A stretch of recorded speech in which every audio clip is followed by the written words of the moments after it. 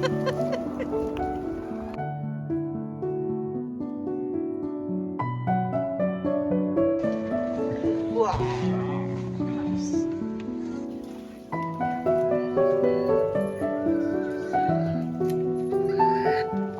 you soggy the sausage? You soggy sausage. Oh, look, that fluff is starting to come back, Lil. That fluff is coming back. Yes, it is. You coming in here? Do you want to come in here? It's dry. But no, she's more interested in what the chickens have got for their breakfast.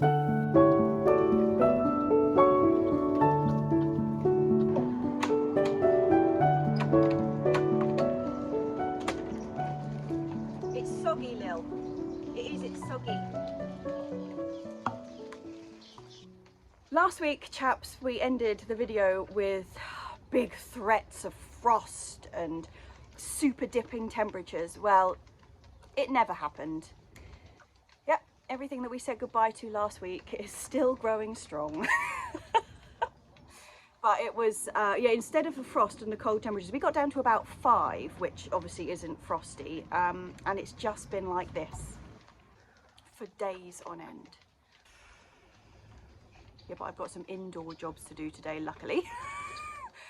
Some things to do in the polytunnel and some things to do in the greenhouse. There is so much to do out here, but hopefully tomorrow is not going to be as wet as today. But like today and tomorrow are the only 2 days we've got. Got a good old hefty list going. Garlic. I have got my garlic. I went for 2 varieties. I've got Kingsland White, which is the bog standard. We do that one pretty much every year. And also Checkmate. So I'm going to get them in over the next, I don't know whether we'll do it this week, kind of depends on what the weather's looking like, but yeah, we've got them. We'll go on the garlic front. I also have my field beans, 2 kilos of field beans. I must have been feeling very keen when I ordered these. Anyway, these are from Premier Seeds, so they only seem to sell things in massive quantities. Anyway, I'll put the link underneath. I just got them off Amazon, but yeah. Loads. So we're going to be bunging in field beans willy-nilly and with great abandon over the next couple of weeks, which is good. What else are we doing, girlies? Oh, we have an escaped chicken already. What are you doing out, soggy dog? But a few of these jobs, namely, I feel like a weather person whenever I'm doing this and I can't quite see where I'm pointing. Where am I pointing? The coriander and clearing some of the tomatoes, that's both jobs for the polytunnel, which is seeming very appealing right now. Yeah, I think I will see you in the polytunnel. I've got to go and pick up the coriander first from the greenhouse, then we'll transfer. Mum is busy chatting away to herself in the greenhouse. At least when I'm chatting away to myself, I've got the excuse that I'm actually talking to you lot. It's just her and the peppers and the pumpkins having a good old natter. Hey there, Lil. Hey there, Lil. Oh, we got a bit of sunshine, Blossom. Bit of sunshine. Huh? Look at that. A little bit of sun. Very wet. Wet sun. Wet sun it is. Right. I'm going to pick up the coriander and get that into the poly.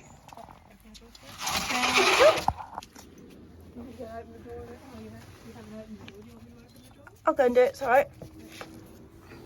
My little coriander seedlings all ready to go in. There's a lot of them. I probably won't fit them all in the polytunnel, but we will have a go.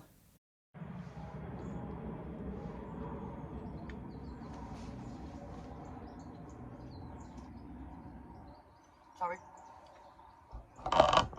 Yeah, so polytunnel, as you can see, some more of the tomatoes have been taken out. Mum's been sort of working on bits and pieces over the week because she's been up here and I haven't.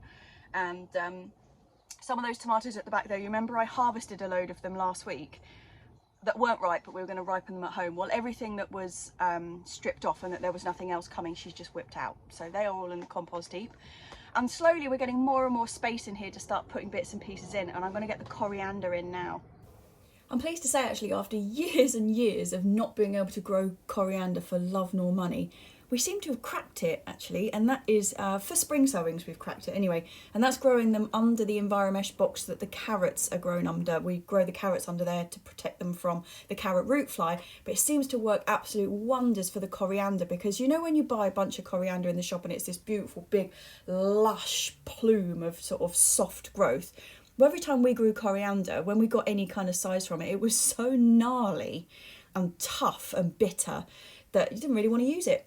Anyway, growing it under the EnviroMesh box seems to give it that lushness because it's so protected. So I'm hoping the same is going to be true for growing it here in the polytunnel, because it's not going to get battered by wind and get all tough as old boots like the old school coriander was. I've not tried growing coriander over winter yet, so this is my first attempt at it, but I've heard from other people that it works perfectly well. So fingers crossed we are going to be in lush coriander for the rest of the year. I think that's probably enough coriander for in here. I've got about, 10 of those little plugs left. I think what I'm going to do is, you know where I planted the beetroot last week under the EnviroMesh box out there? I'm just going to stick the rest of these in there and see how they fare. I mean, they're not going to do well if it gets really cold over winter, but we might get something out of them.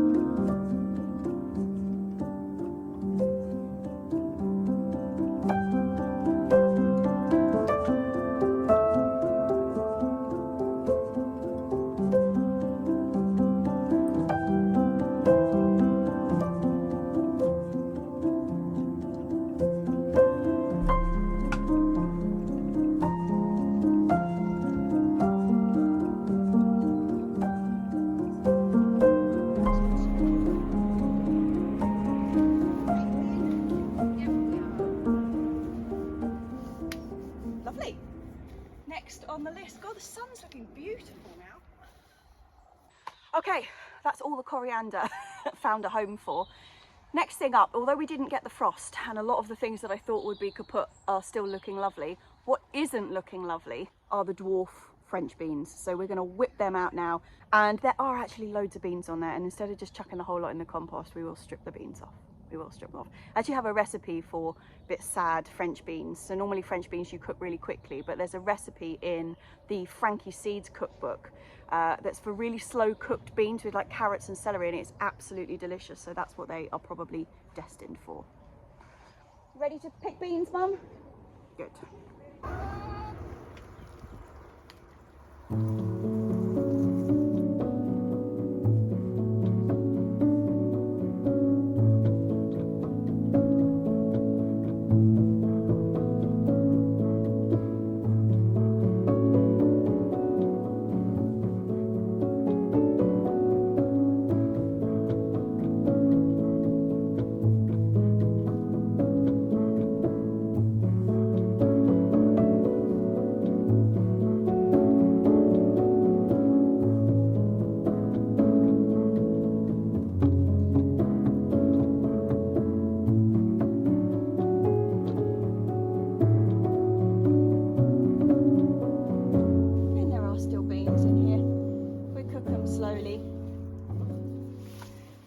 There's something to salvage. Thing with the tomatoes, I think. Yeah. With the carrot and the celery. Some of them are good.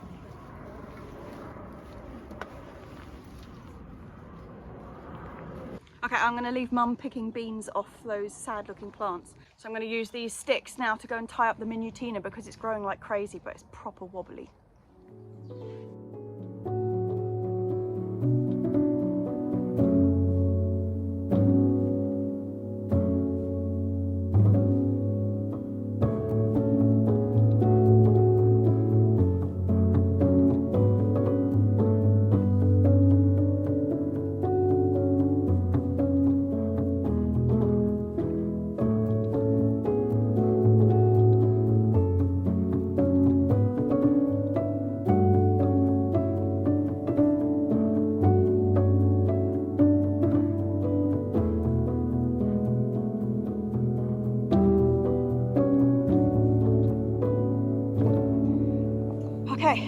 is them mainly stabilised. Some of them have grown right over, you can see just here, some of them have grown right over like that one, and I haven't tried to strain it up. I've just taken it straight from like the point where it starts growing straight again, if you see what I mean. So yeah, actually this is a bit of a holiday Amalfi bed, this one, because we've got the Minutina at that end, which are the ones I've just straightened up. Then we have got the Chimida wrapper that I direct sowed, would have been about 5 weeks ago now, that I asked you to remind me to sow again. And this is the one that I sowed last week. You can see it is just starting to come up there, which is pretty pleasing.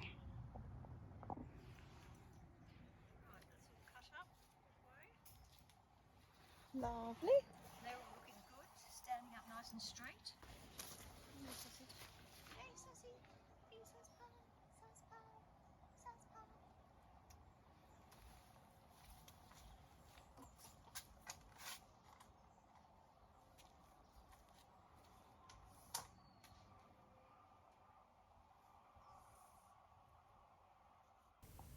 You're out again, Rube. You're out again. Finding some good wormies though. Hey girls, is she out again? Oh, wait, girlies, I forgot to water the coriander. I did. Back to the polytunnel, girlies. Yes, yes. Okay, well, whilst I'm in here, we've got a lot of Thai basil growing. It grew really well this year. The one thing I would say about it is that I spread it out quite a lot. We had it like dotted all the way across the front and mixed in with the Italian basil, and I'm not going to do that again. I had this idea that they would look lovely all kind of dotted through because they got beautiful flowers and they smell incredible. But actually the year before I had them all really nice tight in one section of the polytunnel. They grew brilliantly and they supported each other because they're quite chaotic looking plants and they're kind of all over the place, and when their flower heads are up they're very, very top heavy, and what they've done is just got all mixed in with the basil, and the basil rots out, like the Italian basil rots out really quickly if it gets too like soggy and damp, and because the Thai basil has overtaken it, it's kind of left this damp underneath, and basically it was a mistake. So next year my basils will be not only will some of my basil be outside, because the response I got in general was, yep, I've tried it, and if we get a good summer it works brilliantly. That was kind of the general gist I got. I'll probably do I'm going to do polytunnel basil, I'm going to do enviromesh basil, I'm going to do outdoor basil next year, and we'll see how it goes, and I'll go from both seed and taking cuttings from pre-grown plants. Yes, but the whole reason I'm in here, not to discuss the results of the basil survey, was I'm going to chop down the majority of the Thai basil that I've got in here. Last year at the very end of the season I froze a load of it, put it in a blender, almost like making a pesto, but not proper pesto, not like with Parmesan cheese or anything, but with just oil and the Thai basil leaves, whizzed it all up and then froze it in ice cubes, bagged it up, and I only had about 6 or 7 ice cubes because I was like, I tried freezing it flat before the leaf and it just, it went black and horrible.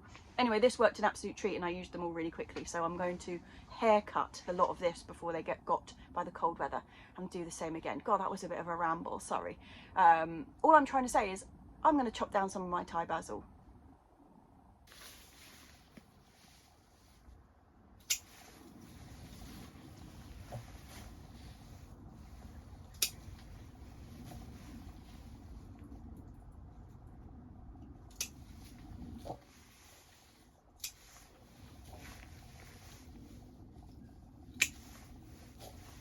I don't know how long this basil is going to go on for, so rather than chopping it right down at the bottom, I'm just chopping it down to like new growth at the bottom, and if we have a really extended season we'll get some more of it, and if not, that's the end of it.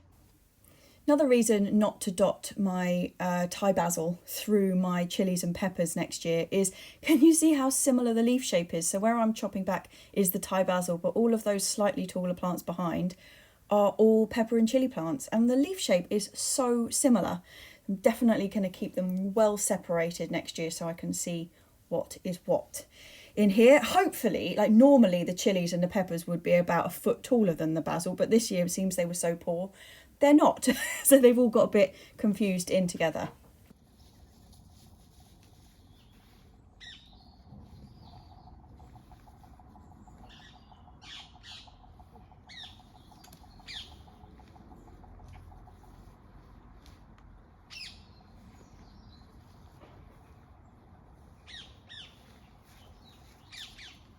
And the grey is back. That little burst of sunshine has abandoned us and it is raining again. Jolly times. Right, I'm going to pick some things for dinner actually, and one of the things I'm going to pick are some of the nipper leeks. They're all terribly collapso in there. Something's been really ravaging them. A bit collapsed and curly, but I'll pick out some good ones.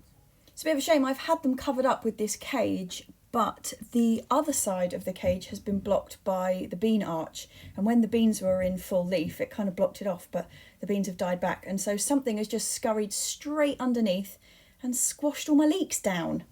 It's a bit of a shame, but then again, they're still usable. They're not big whopping leeks. These are the little nippers, which you kind of pick at pencil size. They're a real favourite of mine. I've said this before, because we have so many problems with allium leaf miner here. With the big leeks, because they have to be in the ground for such a long time, we do have to cover them because the allium leaf miner gets in, ravages them completely. Whereas the nipper leeks, they've got such a short time between you planting them out and actually starting to harvest them, that even if they've got allium leaf miner, you don't know about it really, because they haven't had time to cause any damage. Yep, proper raining again now. What was I going to say? I was going to say I'm going to get some weeding done, which is not fun to watch, but what might be better to watch is yesterday Mum and I headed out to pick up some food for the chickens and stopped off at the garden centre, so I'll send you there with me while I weed in the rain. Good morning. It is another incredibly grey day. It's not raining though, which is a bonus. We're on our way to Charlotte's Chickens to pick up some bits and pieces for the girlies, but it does mean that we get to go past that huge, like super cheap garden centre, the one that's called Garden Club or something. Anyway, it means we get to go there. So we're going to go and pick up some bits and pieces for the girlies and then head over there and see what we can find. It's possible. But Yep. good, good, good. Let's go without getting run over.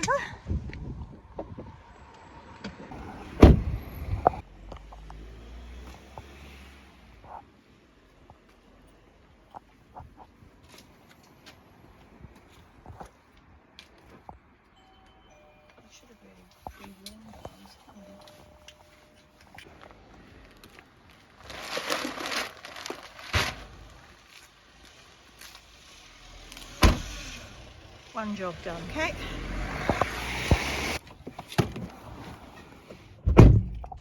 Okay, task one out the way. Let's go to the garden centre.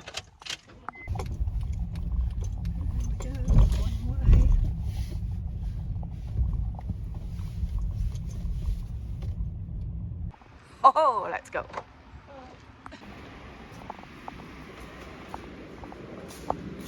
Yeah, Christmas decks. Oh man, do they know it's still October? This is just like Christmas hellhole. Anyway, hopefully they've got some actual plants, because two objectives today. One is to replace the window box that was stolen from the front of the house, and the other is tulips. Got some bits and pieces to go in the window boxes, just cheap stuff. And instead of replacing the window box with one, so we got two mismatched, we have got two little ones to go on either side of the one we've already got.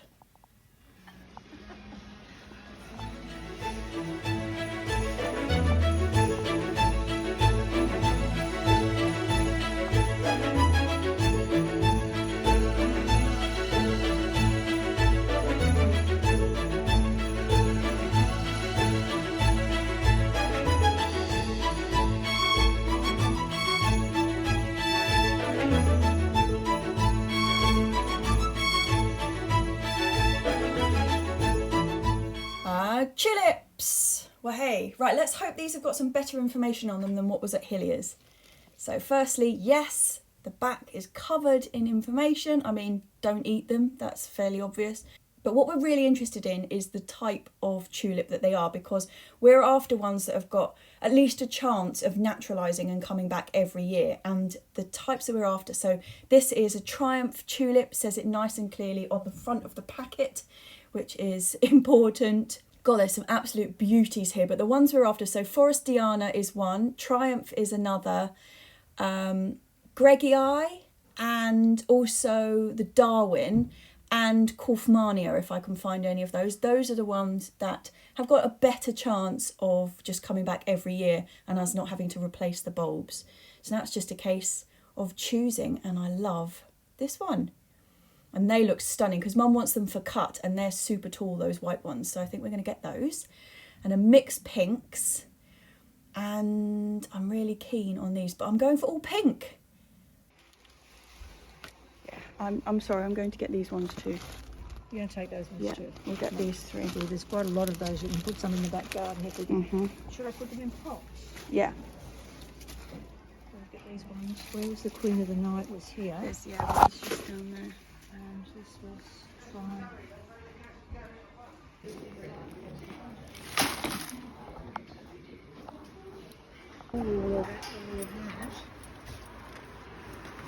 And just take more ones from your Patreon and your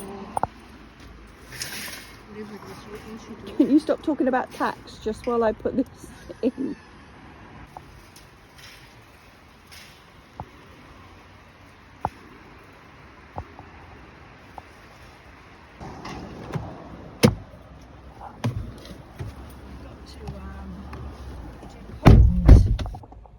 Well, that was successful. We have tulips finally.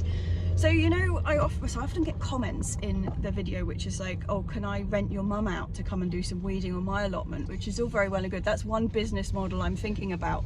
But the second thing to do is she needs to accompany everybody to the garden centre because she poo-poos everything and makes you feel guilty about buying anything at the garden centre. So you come out with about 1/5 of the amount that you would come out with if you weren't with her.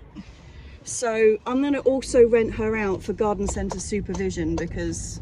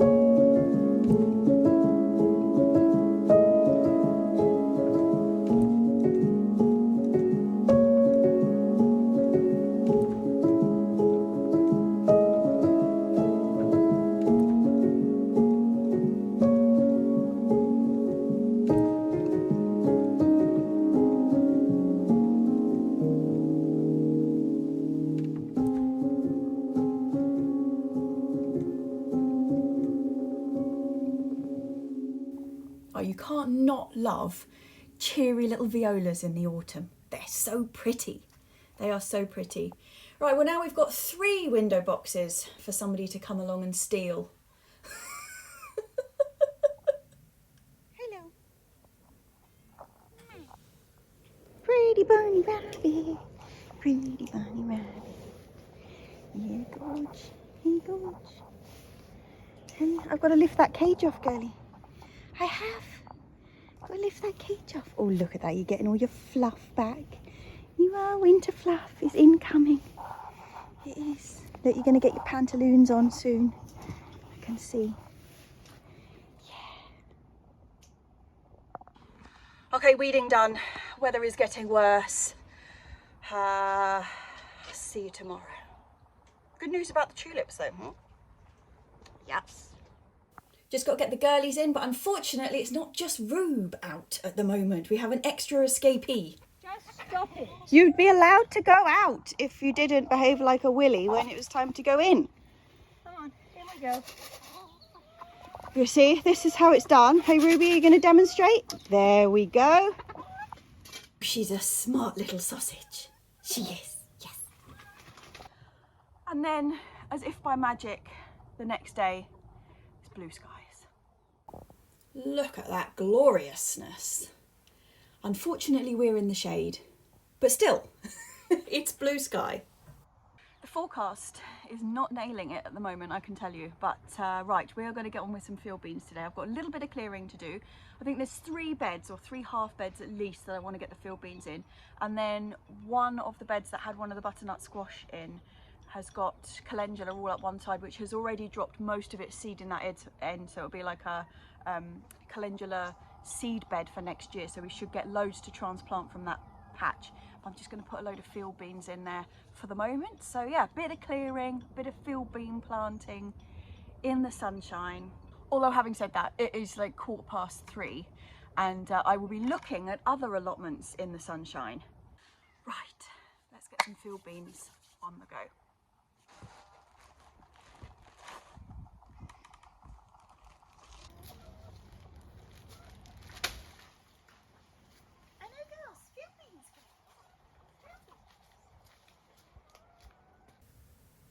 Okay, we have a lot of field beans to sow over the next couple of weeks, and so I'm going to use the classic technique of rough up, scatter and poke, which just involves hoeing the ground that you're going to scatter them into, or roughing it up to about 2 inches, I'd say, so quite a deep hoe, but not digging, and then scattering the seed and then poking them in. It is simple as that. Because I'm using these field beans as a green manure, they're going to be adding nitrogen to the soil. I want to sow them really quite densely. I'm not going to let the plants get to full height and start flowering and everything. So they're going to be quite short, quite small. I want them really densely sown. And so this way I can get a lot of seed in the ground really quite quickly.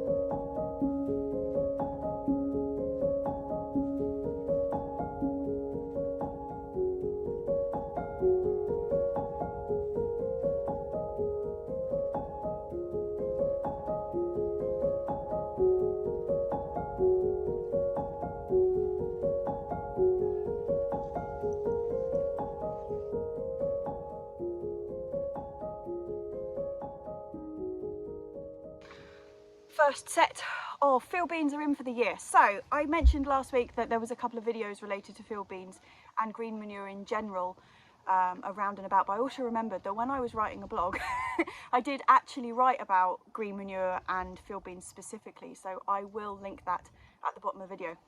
Something else I wanted to mention. So when we were at the garden centre, what was it, yesterday, day before, whenever it was we went to the garden centre, 2 days ago, I picked up some gloves. Now I've got really stupidly small hands, like kids size hands, and I find gardening gloves a real pain because even like small ladies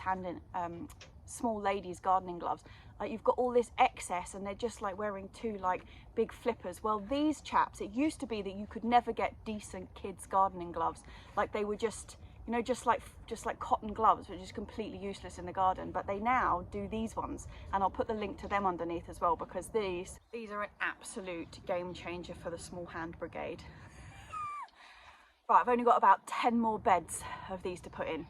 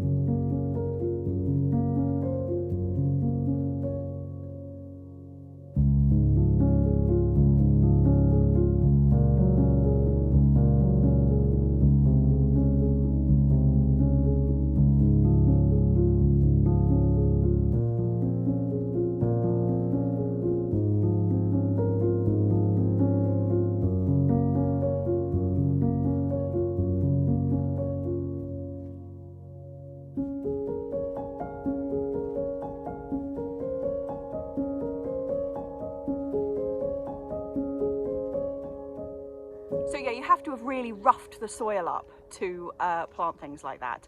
Not unless you have absolutely pristine, perfect soil, but if it's like mine and it's more like concrete, you have to have really given it a good old mix up so that you can push them in directly. And also specifically, like, these are really good for doing that because they're round and they're dead hard and really tough seed. So yeah, a little seed like this, like a little bullet, goes in absolutely perfectly. You wouldn't want to do it obviously with anything that was long, that if you were pushing it down you would break it, but these are, oh, these are perfect. I've just dropped that one. But you can see, can you see how different that looks to a broad bean, although the plants come up looking very, very similar. I mean, they are pretty much the same plant. But obviously the broad beans that we grow as like a culinary broad bean have been bred and bred and bred and bred so that they've got beautiful big fat flat beans, and the original, which is these field beans, are somewhat less huge. Anyway, I've got more beds of those to do, so I'm going to crack on with that, and then I'll see you back in a minute because I've got to pick Cavallonero. Guys, it's such a beautiful like late afternoon up here. I really don't want to go home, but I've got a massive leg of lamb slow cooking in the oven at home, and I need to turn it over. My little clock is ticking down. I've got about 25 minutes before I have to go and turn the lamb over.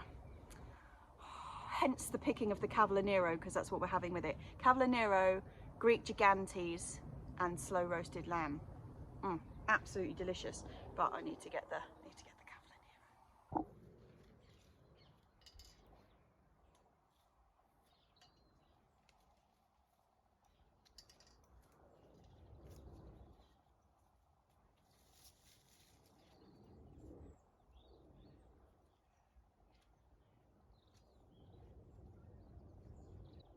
Can you give me a hand with the thingy?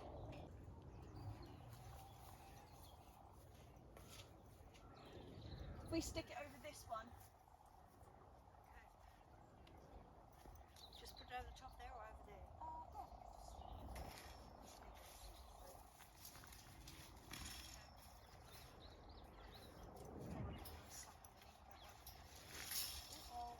Stay there. Stay there and I'll just put it back down again.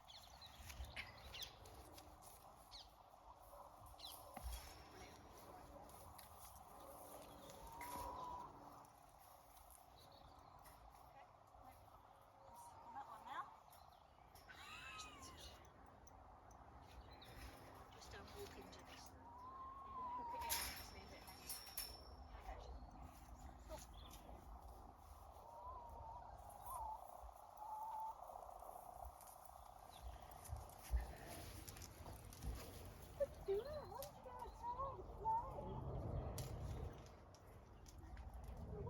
What are you stinging nettles for?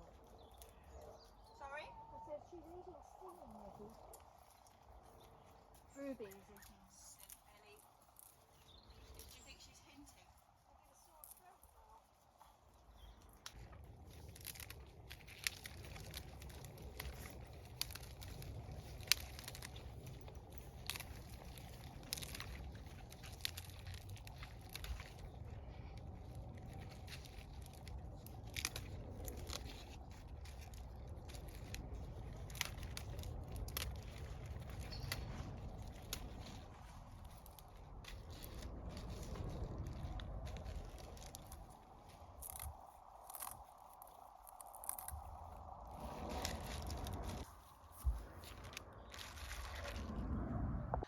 These little chaps are also going to be going with the lamb and the beans and the Cavallonero. I haven't done very well with the chronology of this video because we're about to have another cutaway of Mum and I turfing these out of the pot the other day. I don't know what happened, but I seem to have not had a great grip on the storytelling this week. Anyway, the mists of time.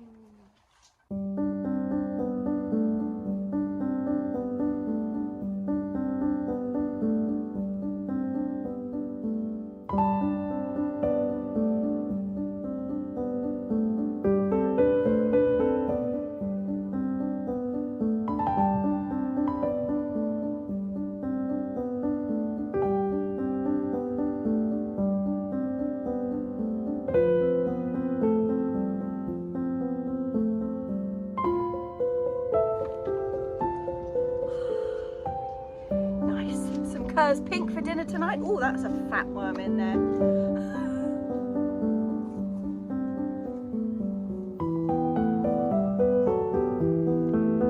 Happy with those? That's all right, isn't it? I like these potatoes too. Yeah, they're Wash yum. them off with the hose and then dry them We could dry them out at home. out. Yeah, I suppose so. Yeah, so potatoes, but we're going to have to run because not only have I got to run back and turn the lamb over, but I've realised it's Sunday. I don't have any wine at home, which was on my to-do list today, and it's 4:30 and Waitrose shuts at 5. So yeah, I'm going to chuck these in the basket with the Cavallonero, put the girlies away, and we're running, and I will see you at home for a glass of wine. But you'll be thrilled to know there is another cutaway heading your direction. I won't mess with your eyes again, but I popped out to town earlier this week and had a rather exceptional view. Good afternoon, chaps. We are up in town. I'm taking you on an excursion today. Do you remember last year we went to Sky Garden and I had to go up a lift? Now I'm pretty afraid of lifts and not enjoying just looking at the back of this building, seeing them all whiz up and down. But we're going higher than Sky Garden today. There is a new lookout open in London that is called Horizon 22, and it is right at the top of that building over there.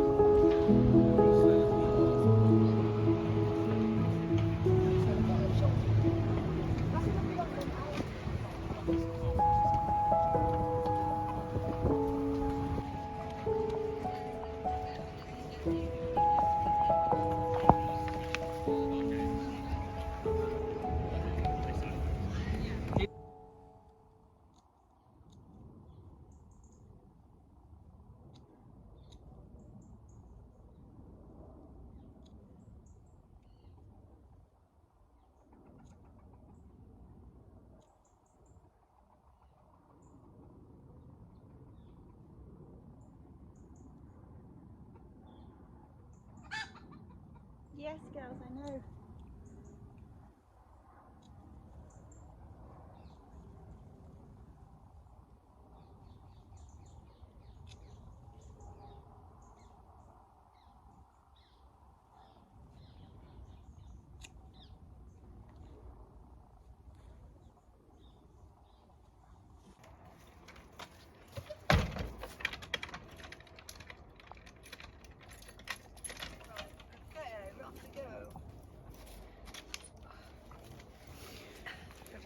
snips on the way. Ah.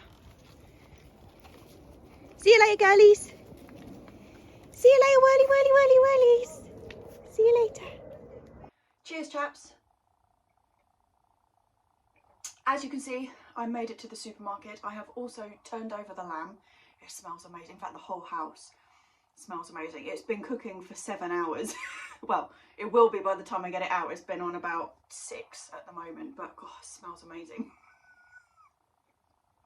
I have also got the, I was going to say ballotti beans. They're not ballotti beans. The Greek gigantes that we're having with it, with the cavallonero.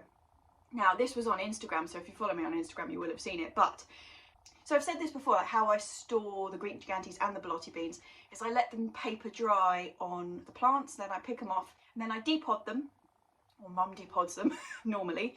The pods don't go to waste because when they're that paper dry, they make the most fantastic fire lighters, so we store them in a big bag next to the wood burning stove for that, and then all the beans just get put into little bags and frozen, just because it's easier, and we've got storage space in the freezer, so it just makes sense. They don't get got by the bean weevil or any of that, so it's just safety. But it is really important to soak them, and this is what was on Instagram. I took these 2 pictures 12 hours apart, and you can see how much bigger the beans have got in those 12 hours, and it just means that they cook brilliantly. They will still take a couple of hours to cook. They are not quick beans, but oh, so good. And I obviously haven't made it yet, so I can't show you what they look like when they're cooked, but I will stick a picture at the end. Although I can't record anything in the kitchen at the moment, what I am planning to do is get back into writing the recipes down and sticking them on the website. Yes, that is the plan. So I will put the ballotti bean recipe on the website as soon as I've got time. But anyway, I'm just rambling on. So yeah, a bit of an all over the place week this time, particularly timeline wise, bit of hop, skip and a jump, which was interesting on the editing front. What are we doing next week? Next week, garlic. Garlic is going in. A friend of mine is bringing some shallot sets back from up north. She's gone on holiday, so I'll probably get some of those in.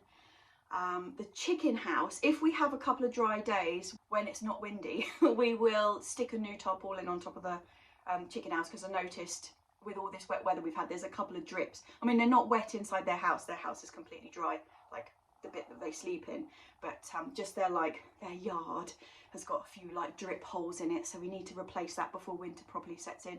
So if we get good weather, I will probably be doing that next week. What else have we got to do? A few more bits and pieces to plant into the polytunnel. Obviously more of the tomatoes will be taken out. We're just on that kind of treadmill at the moment. It's really a case of clearing beds, and I'm just waiting for obviously the courgettes and stuff to go over, but I might take them out this week because although we didn't get the frost, the temperatures have kind of dipped below the point where they are going to be productive. They might come out. Guess what's going in their place? Drum roll. Field beans. I've tried lots of different green manures over the years, and we've had a lot of trouble getting particularly like the big packets of mixed stuff. We don't get great germination on it, and the most successful I've had by far has been the field beans, so we're just kind of sticking with what works.